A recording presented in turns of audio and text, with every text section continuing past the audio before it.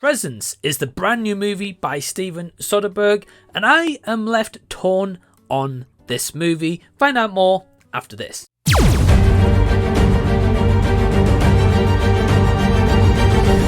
Hey everyone, welcome to the channel. Thank you so much for spending your own time out to check out my thoughts on Presence, which is the brand new movie that's dropped in UK cinemas at the time of this recording. I do want to make a comparison here because this is the trailers and the marketing has kind of led a lot of people to believe that this to be an outright horror movie about a ghost supernatural presence.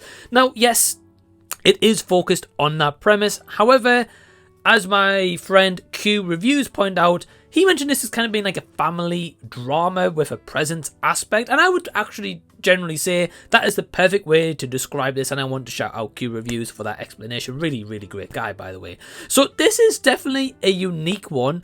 It's also a premise that I love, the fact that of the originality, something a little bit different, and from the perspective of a supernatural presence, right? And I know in 2024 we had In a Violent Nature, which was a presence of a serial killer as such, right? So I like the fact that these movies are bringing a different perspective to the big screen and something a little bit different that no one else has really done before. If they have, let me know down below in the comment section, and hey, I may check out those works as well. Now, the cast that we have involved are all one family. We've got Chris Sullivan, Lucy Liu, Callina, Laing, Eddy, Maday. Now, they play characters of Rebecca, Chloe, Chris, and Tyler. Basically, mum and dad, and then brother and sister.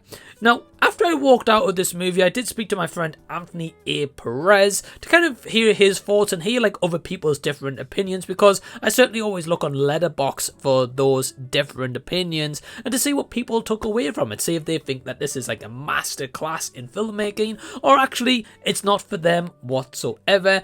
And like any movie, I think this one is definitely going to be a divisive one where people will come out of this and say, yeah, this was maybe the best movie of 2025. This is the one that's going to be like a yearly rewatch for me. And then there'll be some people who'll be like, yeah, I'm never watching this again. And as for myself, I'm kind of more towards the middle, more towards that end. But then at parts of it, I would kind of maybe rewatch this. I don't know. It's a weird movie to talk about. So let's go into some positives right away. So the POV perspective from the presence aspect, I think for some parts works well. Like, it's nicely shot. We get some really nice cinematography, especially the end shot, which kind of teases in the trailer.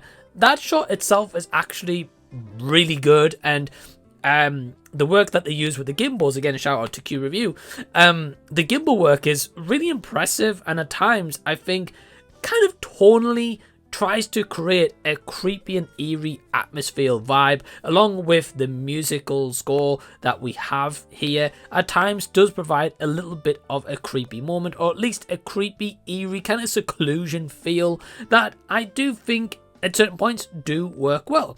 Performances, I think across the board everyone is good except from one person. We'll talk about that. Personally, for me, the standout would have been Chris Sullivan as the character of Chris, who is the father figure.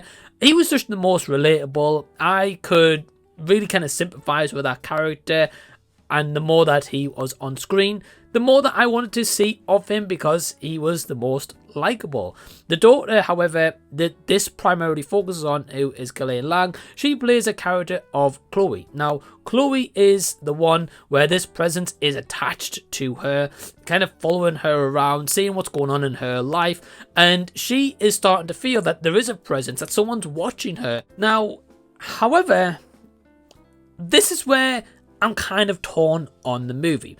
There is a lot of times that this, after some short sequences, just cuts to a black screen for a few seconds, and after a few times I was like, hold on, why are we cutting to black? For me, what I felt that would have been more beneficial to the story is maybe have it set over maybe between 1 and like 3, 4, 5 nights, right? I know it's kind of more like weeks that this family move into this house, but I think just in terms of a filmmaking aspect, I think it would have been better to have it shot in a short space of time, and also some longer takes, but also some really clever editing and the way that they can kind of transition between a day and a nighttime shot. For me, I thought that would have been more beneficial and a bit more cohesive to the storytelling, because the editing side, I wasn't the hugest fan of that. It didn't completely work for me, unfortunately. And the ending is a one I'm kind of torn on. At some aspects, I don't like it, whilst some aspects of it I can kind of take away the vision and what they were kind of going for. But I think the explanation overall to presence isn't fully utilized, along with the biggest character development. A lot of the characters get certain moments to shine, and they have their time to showcase what they're going through in their own personal lives. And whether it's family issues, marriage issues, whether it is kind of teenage school or love interest issues, all of that is to play in presence.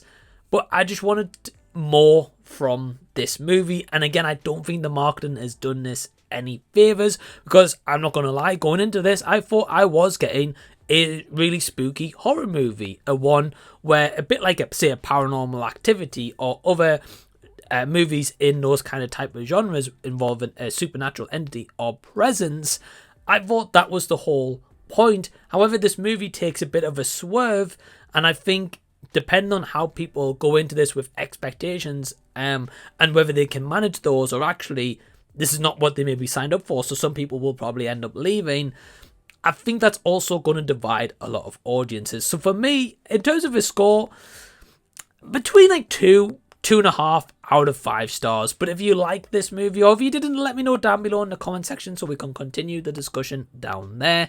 Also, I did mention before, I've got to add in, yeah, the character of Ryan, I believe the love interest, yeah, he wasn't a good actor. But yeah, anyway, please give the video a big thumbs up. It helps me get out there in the YouTube algorithm. If you don't already know, I do have a Patreon. Big thanks to all these awesome legends on screen who are part of Patreon. You can sign up today from only £2 per month. Link is down below in the description box. Now, in the meantime, if you haven't seen these other reviews of mine, well, click over here, have a bit of a deep dive. Till next time that I see you guys, I'll be seeing you later.